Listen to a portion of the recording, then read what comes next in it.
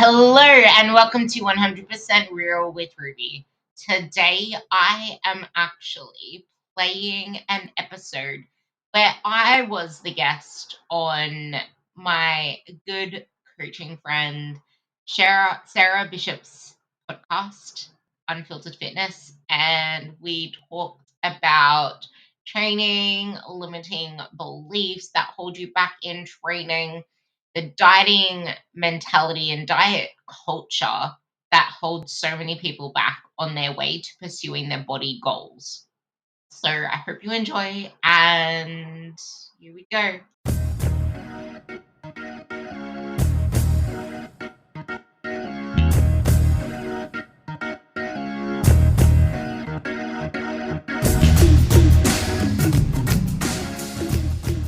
Hello, everyone, and welcome to another episode of Unfiltered Fitness Radio.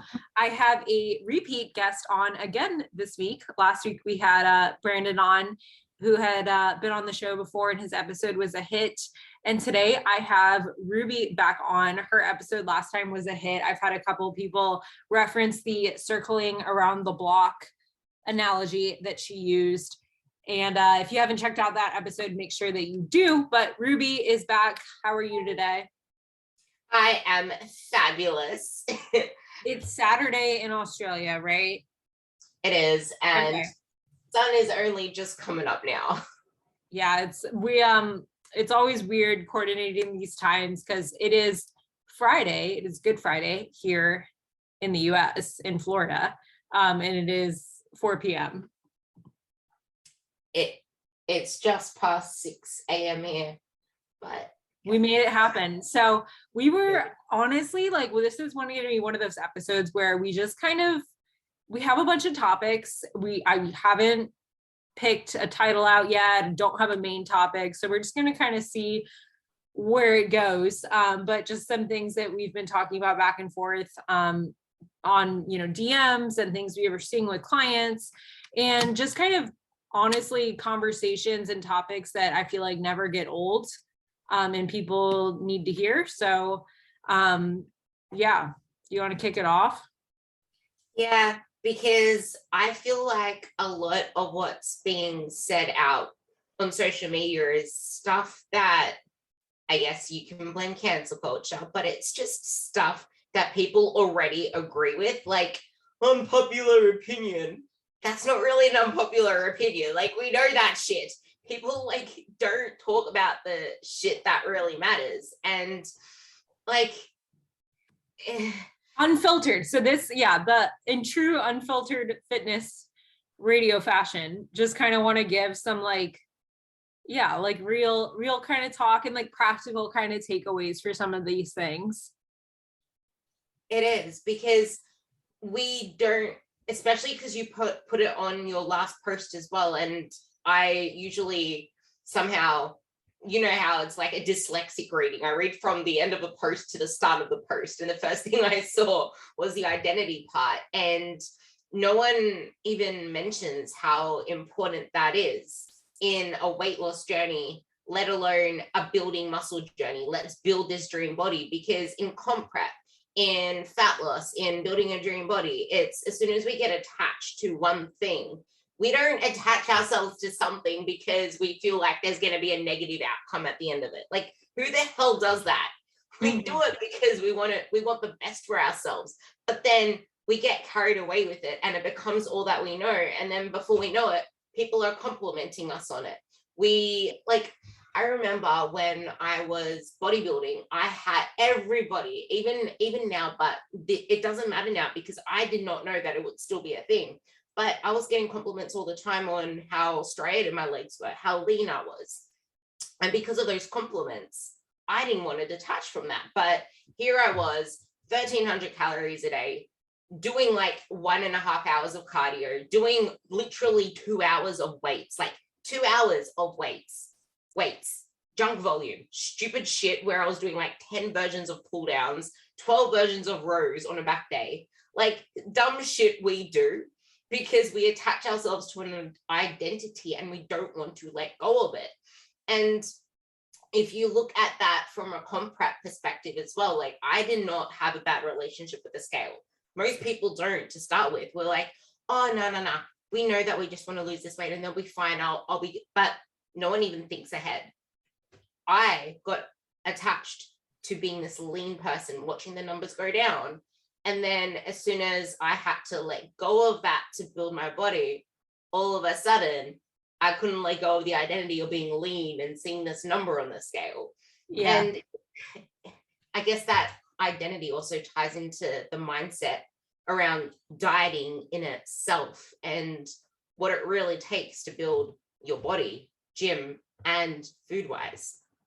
Yeah. So the post that Ruby's talking about, it was kind of about some of my journey last year between most of my time last year was kind of spent in a health phase. Really, one, I came off birth control the year before and just working to restore my cycle, heal from amenorrhea after basically never having a natural cycle in my entire life. And part of that due to birth control use, but then partly due to anorexia. And then also I went through a gut health protocol where I didn't test for it, but which don't recommend, but anyway, went through a gut health protocol last year as well. And all these things and, all these protocols and stuff, but the true healing was really the mental work and like almost kind of like the spiritual work and like really asking, myself those hard questions. And, I've been working to build muscle on top of all of this. And with all of this, again, kind of needing to gain weight. And my entire life, I've just been petite, small, and that's how people have identified me, as like the small one, the tiny one.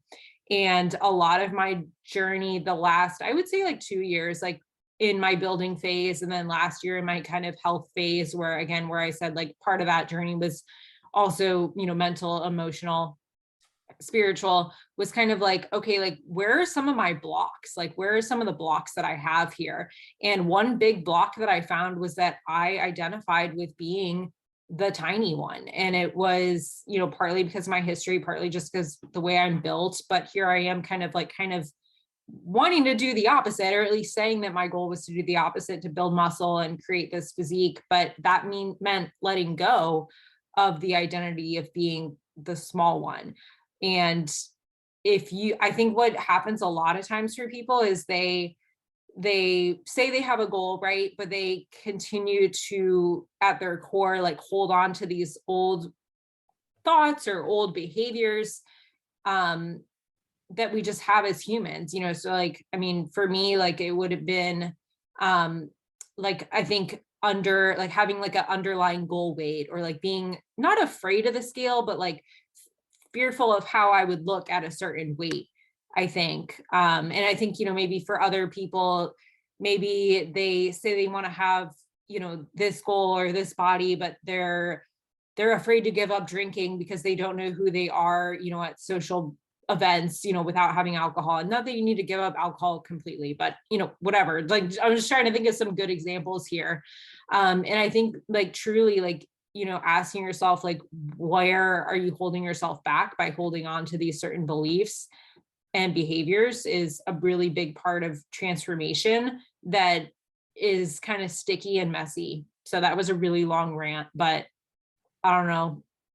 That's actually a really good one, because people say they want this particular physique. People say they want this body, this life. They want to look like this. They want to be able to build muscle like this. But in saying all of that, they don't realize that internally they're self-sabotaging themselves. They're eating out every weekend. They're not willing to give up things along the way, but they're either conscious of it or not conscious of it. But in that, it's just like, you need to get really clear on what it is you want and what it takes to get there. And instead of saying, I want this body, or I want this physique, I want this life, look at what it takes to actually get to that end goal. Because if you're not willing to make, I don't like the word sacrifices, I like the word compromise.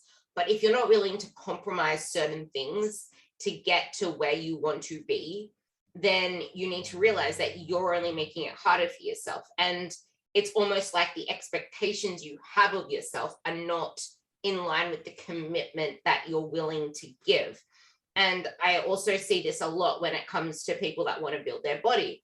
Like, I've never spent as much time as I have the last 2 weeks scrolling Facebook. I've spent like 2 hours a day just scrolling Facebook lately. But in groups, people are just like, I don't know why every time I try to grow my glutes, everything goes to my stomach.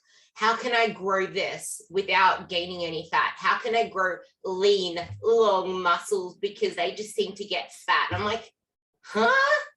Like, people aren't willing to let go of the things that they were chasing before to get to the other side. And it's, I guess on the other side of that token, it's because when people start any journey, they don't have a clear idea of what it actually involves. Like, you aren't supposed to just chase fat loss forever. And that's exactly what got Sarah and I stuck, because we just wanted to, like, we weren't willing to let go of this lean body because we were attached to it. We had an identity around this petite body because I'm 5'3". I'm pretty sure I'm around the same height as you, 5'2", 5'3". Yeah, I'm like 5'3", 5'4" on a good day, but I'm like 5'3 3/4 at the doctor's office.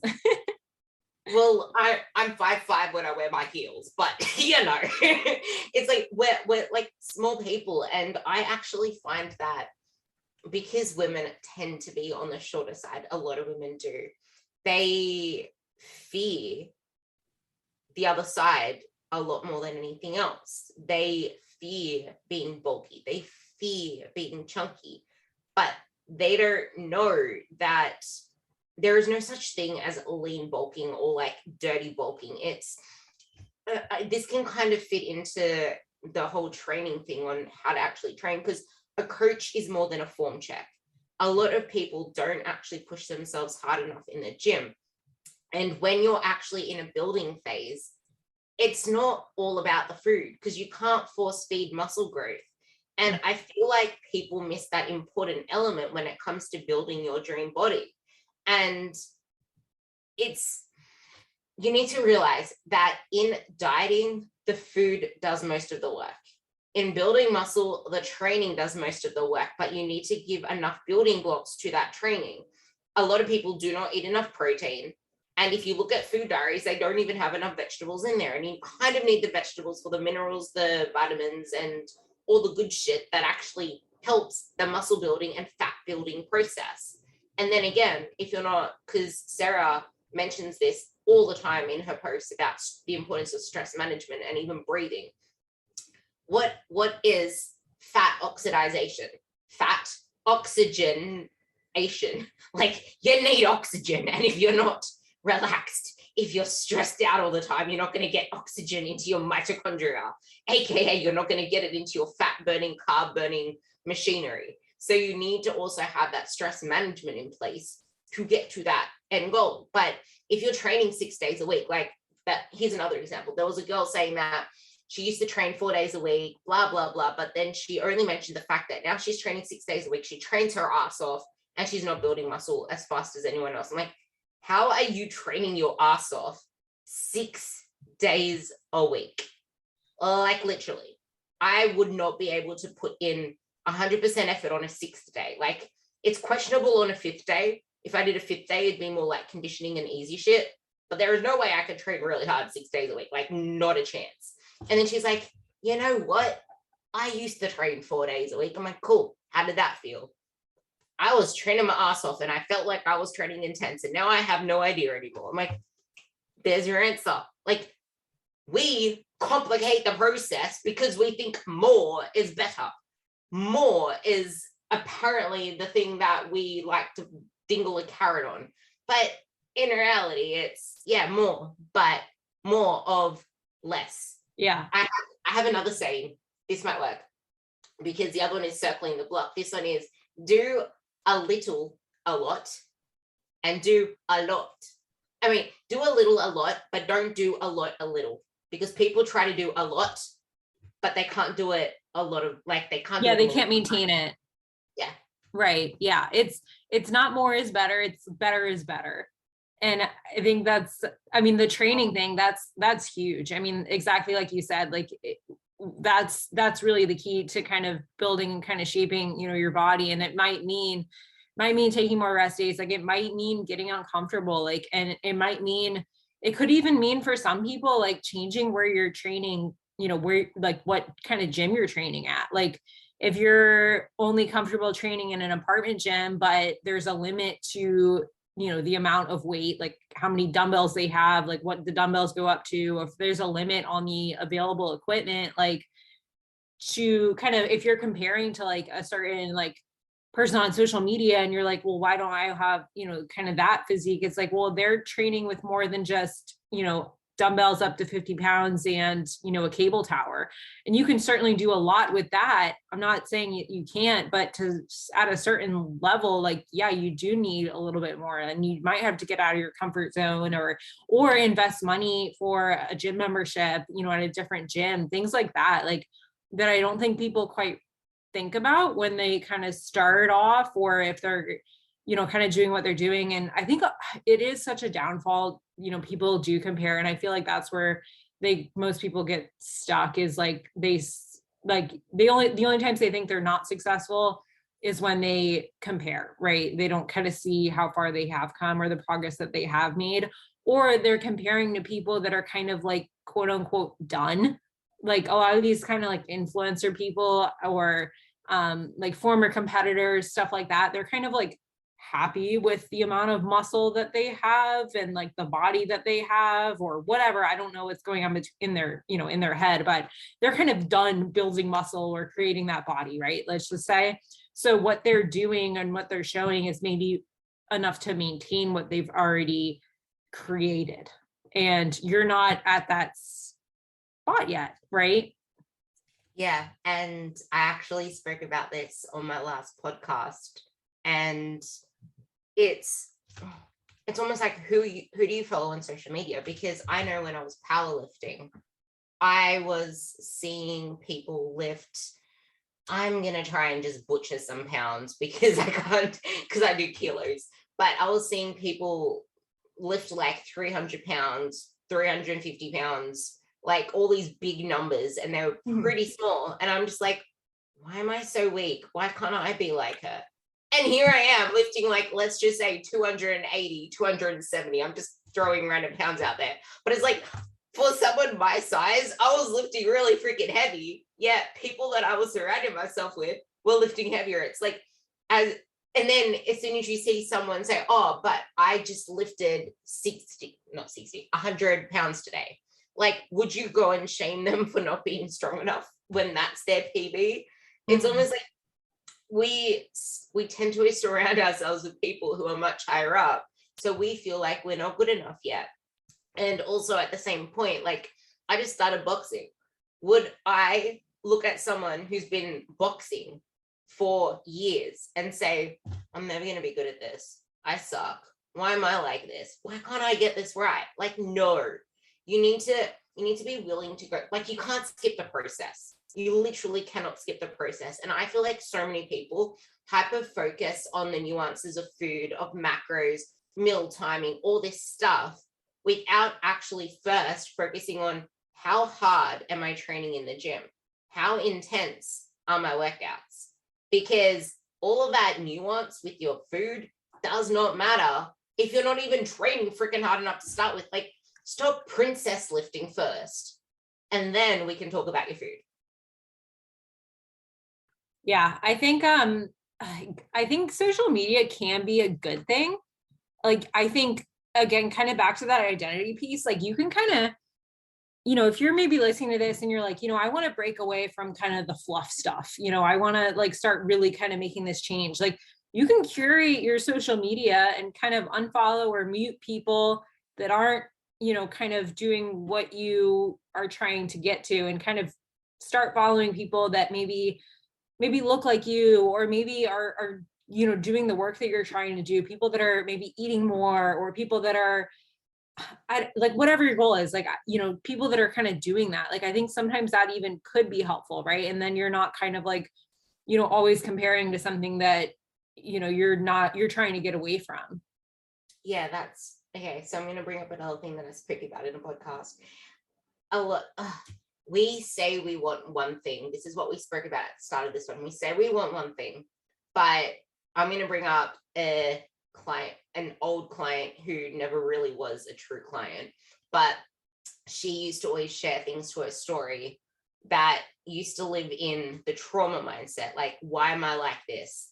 Why, like, this must be why I'm like this. This must be why I can't stick to things. Like, everything that she was following and subscribing to, like, she was a really overweight girl.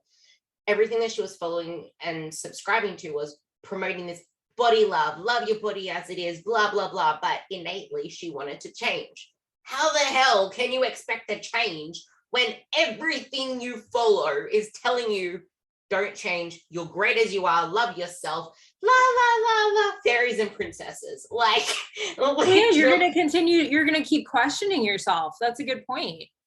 You need to really get clear on who it is you follow, and if they are just trying. Another thing is, because we have cognitive biases, especially with like everything we follow is something that makes us feel good in a way for the dopamine hit, but also at the same time it's something that confirms our narrative, our story, the things we believe about ourselves, the things that we believe about what we should be doing, even though they might be the wrong things for you right now. Like, eat less, move more. For someone who has been eating 1,200 calories every single day, and that was quotation marks, because binge eating here, emotional eating there. I'm going out with my family today. Let's just eat everything because we get this chance. It's like eating 1,200 calories, but not. Mm-hmm. But she thinks she has to eat less, move more, because that's what everyone on her social media feed says. And that's what confirms her biases on why she's overweight the way she is. And then a guest that I had on my podcast before mentioned this one, it's so good. There were people talking in all the sciencey terms, and they were like these people trying to learn about nutrition. And they were talking about glycemic load and glycemic index. And out of everything they said, one of the overweight ladies said, "Oh my God, carrots are high on the glycemic index chart. That must be why I can't get rid of my stubborn belly fat." Out of everything they said, she just wanted to look for a reason why she couldn't get rid of her stubborn belly fat. And that's what happens out there in terms of like building muscle. Oh, that must be the reason. I'm not doing enough sets on my bloody glutes, so let's add in more sets. Stop trying to get information from every single place in the world. If you aren't truly ready to change, or if you still have a foot in your kind of old ways, you'll continue to look for like confirmation bias and continue to kind of find stories to tell yourself. Yeah, this kind of goes on to what we wanted to talk about there are two ways with this whole autopilot thing. It's like people put their lives on autopilot as much as they want to change it, but they aren't actually actively taking control to move their bodies to a better place. Like, it is great to have your life on autopilot if you're going in the right direction. But if you're not, you need to force that change. Like, change doesn't just happen. And it's never going to happen if you're trying to, oh, look, Sarah posted something, I'm going to ask her a question. Oh, look, Ruby posted something, I want to know about that, let's ask about that. Like, if you're always asking all these questions to a million different people, following a million different people, trying to figure out what's right for you, I wonder what she's doing. What do you eat in a day, Sarah? What do you train like, Ruby? Like, none of that matters because it's not relative to you in your situation. But people aren't willing to invest in the long term. They really aren't. And if you aren't willing to invest in your long term, you are going to keep circling the block. And that is not where you want to be.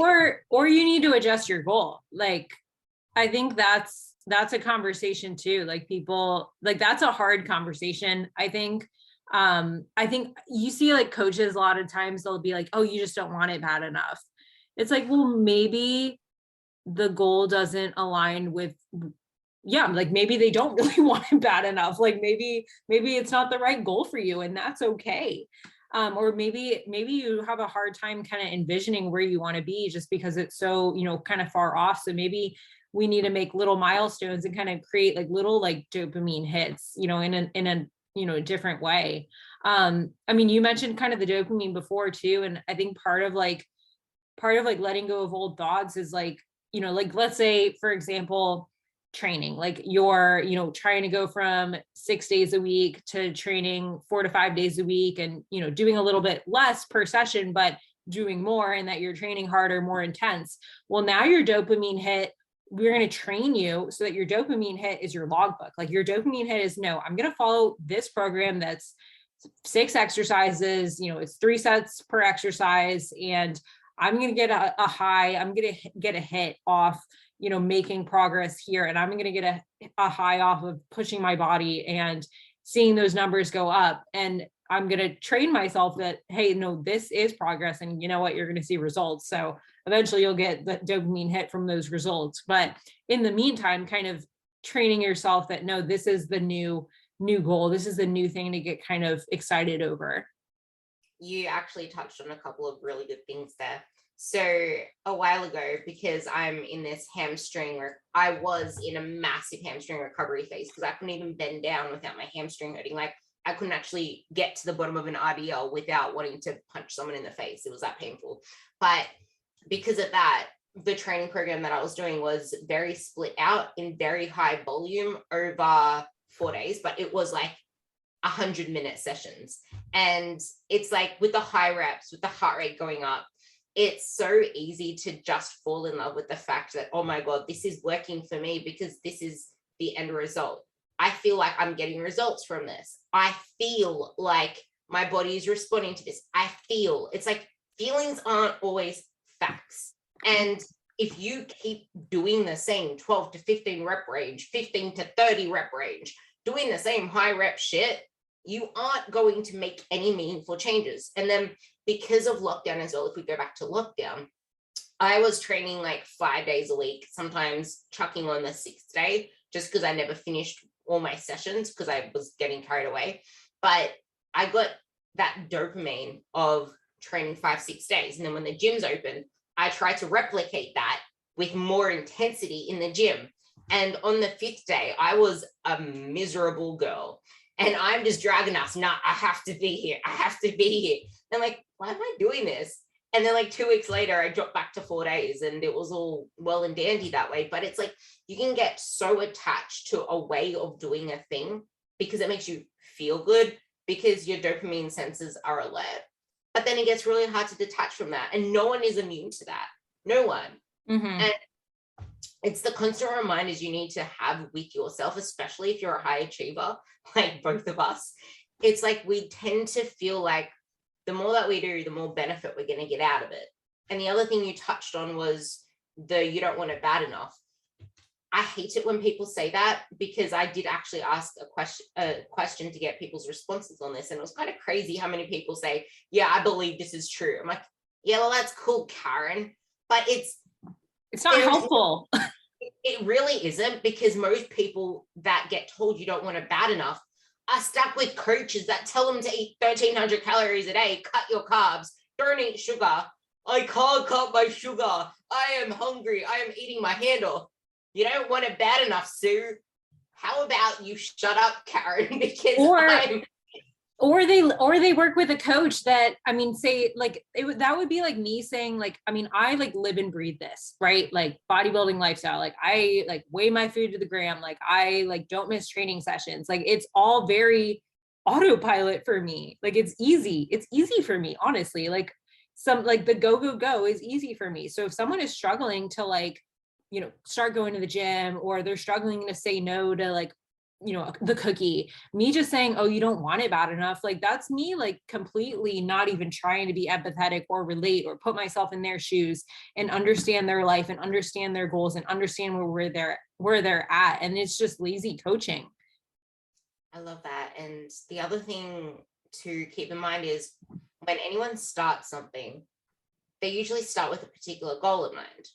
And the thing is, that goal is never usually the real goal. It's because you have no idea what the hell is involved in whatever the hell you're doing.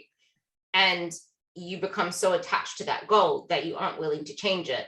So then in the process, it's almost like you're a slave to a goal, but losing yourself, losing your why, and then it starts to become hard. You start to lose your motivation. Most people I see these days are complaining about a lack of motivation. It's not a lack of motivation. It's a lack of you getting really clear on what exactly your goal is. Mm-hmm. And 3 things that are really important to get the body that you want, the life that you want, is 1, intensity, 2, consistency, and 3, purpose/intent. Because a lot of people aren't willing to actually put in the work ethic, but it is so much easier to put in the work ethic if you know exactly what to put it into and realize that it doesn't mean you have to give up your life. In the meantime, it's just that you need to shift your goalposts and be realistic and stop being so friggin' impatient to want your body yesterday. And then you'll realize that this is actually easy. It's like, I'm not there yet. I still have so long to go. I hate it when people say that progress is slow. Because it's like, well, how fast do you want progress to be? Like friggin' 10 miles and 100 miles an hour, and then you're going to just like lose yourself in the process or gain it all back. Like slow progress is the best progress, because people making fast progress out there. Oh, this one, you can relate to this one, as in you can add on to this one. People out there that compare themselves to people that are bulking. I hate that word. People that are building their bodies, and they don't really put any fluff on their midsection. Oh, but I'm so jealous. How does she grow her glutes and she doesn't even get any like bigger? I'm like, you do realize that the people that look like that on social media, that aren't putting on a lot of fat, that's because they have a lot of body issues, because they're not willing to let go of a number. So they're fluctuating between the same pound. They're not really eating that more. And the thing that pisses me off the most, there are coaches, that's quote unquote, by the way, there are coaches, quote unquote, out there that are on a diet 3 times in a year. Oh, I just need to lose this fluff now. Bro, you didn't even do a proper build yet. You're just freaking out about the fact you feel a little bit fluffy. Like, there are people out there with body image issues, and we don't see it. Well, we do see it, but others don't see it because they're so warped up in their own body image issues that they're just comparing themselves to the external shell. Yeah. Not the fact that they are still struggling on their own journey. But if you look at the long-term haul, their body looks like it's the same or worse. Once you're on the other side of it, you can kind of see through the bullshit. And not that I'm on the other side of bad body image. Like I still have days like that every once in a while. They just come a lot less frequently, and they don't take up a lot of space in my mind. Like I'm able to move on very quickly. But yeah, you can see through that bullshit. Like, I mean, yeah, like it's like that roundabout, and then, you know, nothing changes. And, you know, it's again, it's, they're in their own issues, and but they're also sometimes like putting out these messages that then, you know, others read. Like I see this a lot in competitors. Like they'll be like, oh, 4 months post show, like, you know, can't believe how much muscle I've put on, or I'm so excited to diet again and see how much muscle I've built. And it's like, yo, you are 4 months post show, your body's probably just now recovered and is now maybe in a good spot to hopefully kind of start building muscle. So if you've done all the right things to kind of recover, and labs are in a good spot, and yada, yada, yada. So like, I think people are just kind of unrealistic because of some, you know, again, because of kind of reading other things. And I think just having a coach or someone that can just be kind of like real talk with you is really helpful. It really is, because it's about getting to be vulnerable, not only to tell you.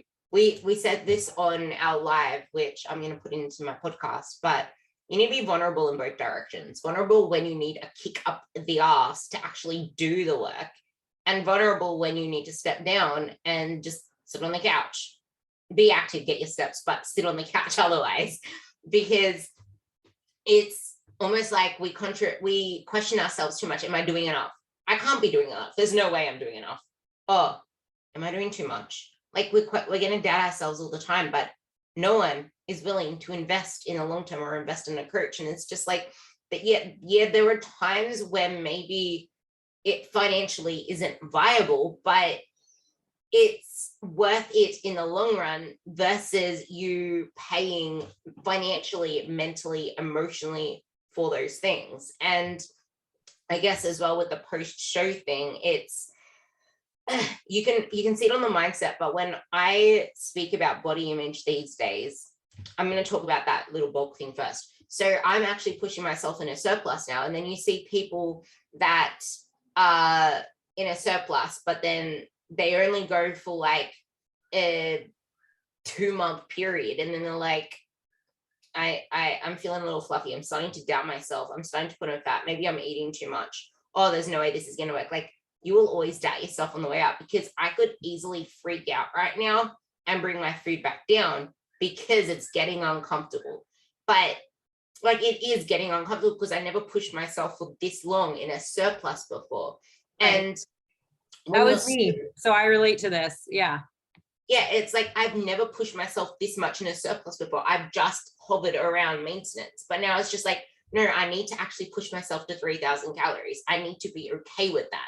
It's uncomfortable as fuck, because it's like I train the 4 days a week. I have 3 days off, and then it's just like, maybe I should cut my food back on rest days. No, Ruby, don't do that. It's like, I know not to do that, but there are people out there that would say, oh, I can't eat on rest days now. You need to be really freaking clear on what it is you're doing. But this ties into the body image thing as well. I'm very careful with the way that I throw around the words body image now, because it's like, I don't have body image issues for this reason.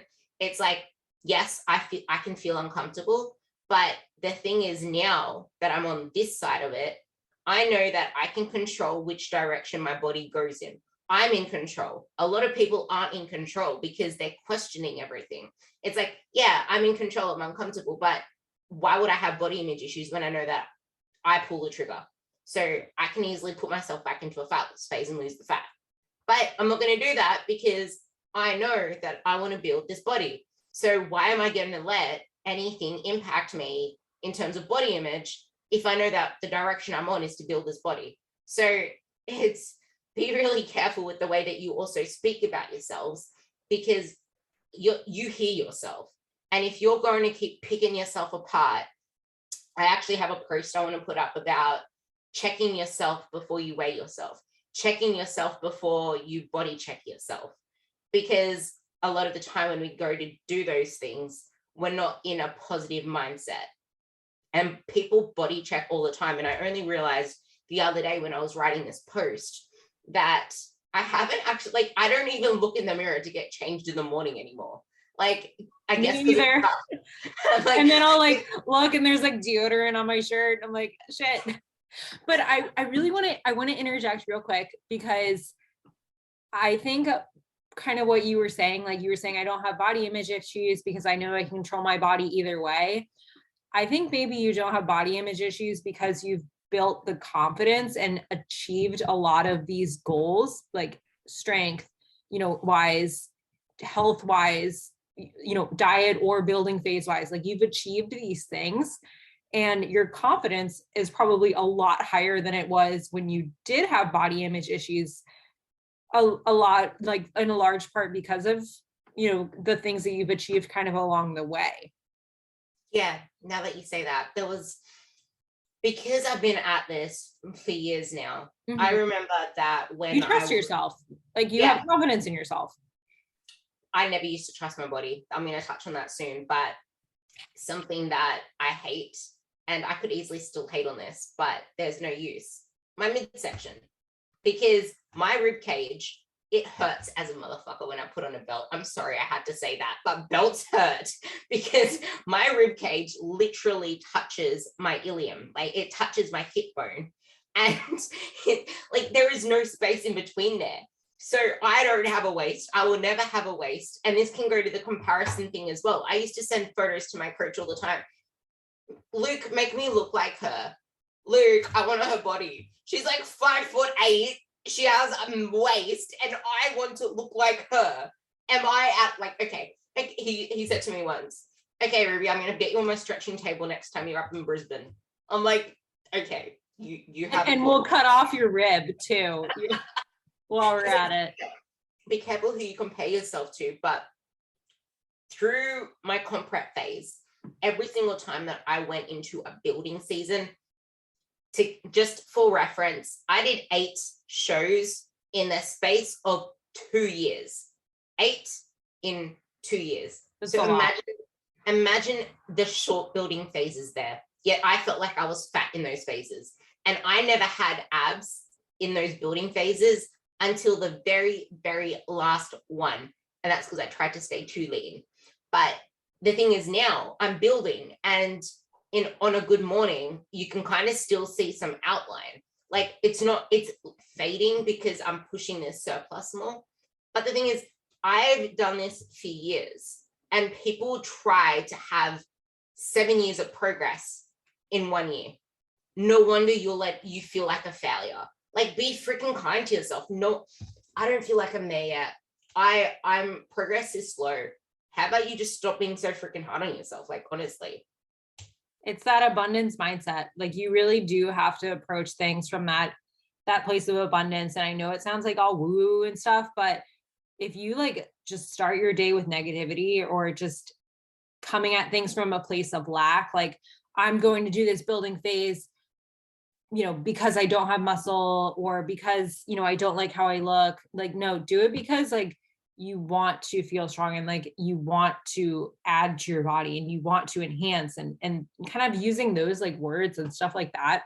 I mean, it really does like go a long way. Like, I think just the things you say to yourself, like someone today, one of my clients, she was like, we just started a cut, and like she's really nervous about it because in the past, like she's, her body hasn't responded, and she was like telling me how nervous she is. And I was like, listen, like I hear you, and that is a common fear, but I really want you to do some work this weekend and really talk to yourself in a way that, hey, I trust my body. I know I've put in the work. I know my body's going to respond. I believe that my body is healthy and responsive to this deficit, and like really like manifest that. And like, I know it sounds woo, but like try it, because it's not woo.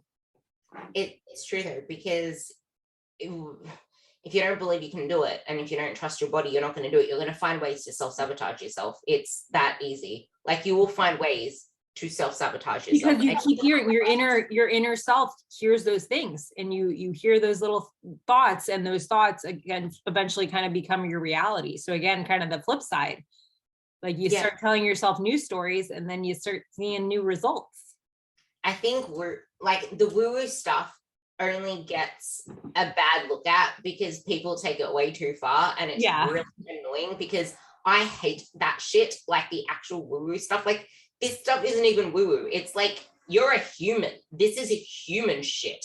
That's woo-woo. This is human shit. And there's like 4 C's. I got this of one of my mates, but it's challenge, confidence, control, and commitment. You need to actually be driven to challenge yourself to achieve a goal. And the confidence is in your self-belief and not allowing setbacks to lead into self-pity. And then the control is in you feeling control over your life and emotions, because emotions can lead to, like, we make dumb decisions in the best of circumstances. So there's that. And you need to actually commit to you. It's not committing to a goal per se, it's committing to you. Because if you don't commit to yourself, the goal doesn't matter, because you're going to find ways to self-sabotage yourself on the way to that goal. And like you said with the mindset stuff, it's, if you don't trust your body in a certain direction, and we wanted to talk about this as well, but it's the reality of what phase you're in. Like, it's not just the mindset of dieting and sacrifices you need to make when you're dieting to get to a particular leanness and the things you need to give up, but there's also the sacrifices you need to make in terms of the building. Like, the sacrifices of, maybe you need to stop trying to ab check yourself. Maybe you need to stop like following people that are still really lean comp prepping, if that still plays on your mind.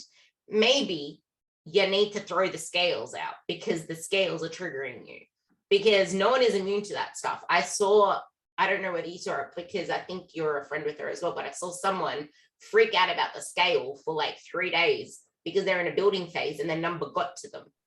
Like, no one is immune to that shit, because we somehow give these numbers this high up thing on us. And this is exactly why a coach is more than just a form check, because it's not just in the gym for how hard you're training. It's a form check for your thoughts. Like how's your brain going? How's your brain performance? We need a form check on your brain. And like we said at the beginning, which maybe you can expand on a little bit more, because I feel like it's actually really important. You don't build a body in the kitchen, you build a body in the gym. Yeah.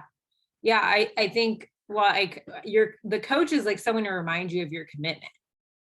And I think that's something really important to kind of realize. It's like, we can't do it for you. Like, we can't be in the gym for you. Like, asking yourself, do I have one more rep? Like, that's gotta be you. And I think like, it is really such a big piece of it, is that intensity in the gym, whatever, and again, intensity doesn't necessarily mean training to failure. Like, it just, whatever your programmed intensity is, like, being true to it. Like, dude, I really have, was that really, 2 reps left in reserve, or do I have, more in me? Steve Hall just had like a good reel, I think, on his Instagram, kind of showing the difference between an RAR 3 and an RAR 1. And I think just like really kind of asking yourself, like, do I have like a little bit more in like all areas, and again, kind of knowing yourself and knowing if you're someone that needs to push or pull, like, what's your kind of natural tendency. But again, I think that's where kind of a coach can kind of help guide and kind of help remind you of your commitment, which I think that kind of gave me a good title for this episode. So do you have anything kind of final to add? I kind of want to wrap it up here. I feel like we've touched on some really good stuff. This is going to touch into what we said, but if you're not really clear on what it is that you want to achieve out of any particular thing, you're going to keep hopping to shiny things. Like, I know a girl who actually wants to change her body, like her actual body, but more than anything, she wants to make it part of her life, something that is not forced. And now that she has a family, something that doesn't make her feel like she's missing out. But because she hasn't fully invested into that process and like, she's really clear on what commitment, what compromises, blah, blah, blah. Now she has just put herself into a CrossFit comp, completely on the opposite spectrum of what she actually wants to do.